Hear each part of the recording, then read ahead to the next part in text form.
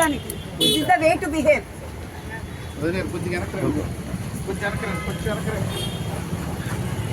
మేమందరం రిలీఫ్ లో ఉన్నామమ్మా.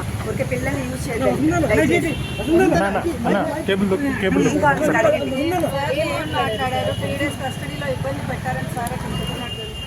అంటే కేసుకు సంబంధం లేనివన్నీ అడిగారని అండ్ ఆల్సో కన్ఫైన్మెంట్ లో ఉంచారు అలోన్గా.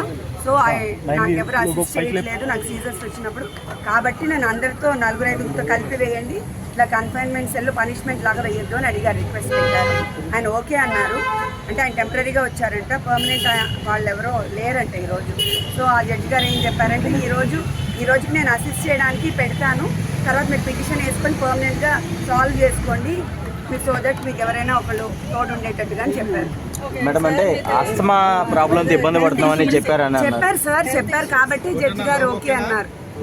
హెల్త్ ఇష్యూస్ ఉన్నాయని చెప్పారు. ఎందుకంటే అలోన్గా ఉన్నప్పుడు ఆస్తమా వచ్చి కాఫ్ వచ్చి తనకి సీజర్స్ వస్తుంది.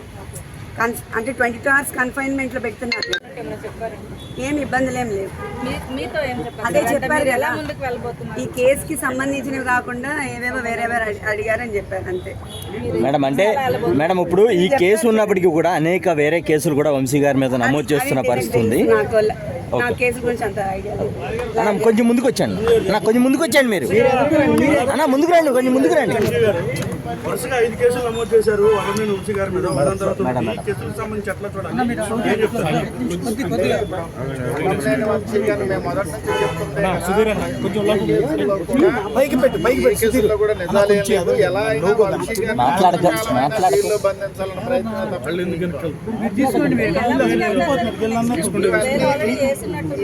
ఒక దాంట్లో బెయిల్ వేసాం. ఇప్పటికి ఎన్ని కేసులు కట్టారో తెలియదు. 10 అంటున్నారు, 8 అంటున్నారు, 9 అంటున్నారు, 11 అంటున్నారు. వాళ్ళ ఇష్టం వచ్చిన సెక్షన్స్ నంబర్స్ చెప్తున్నారు.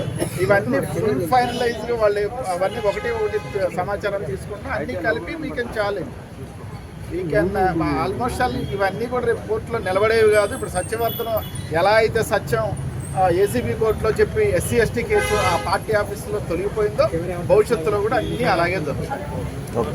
Thank you.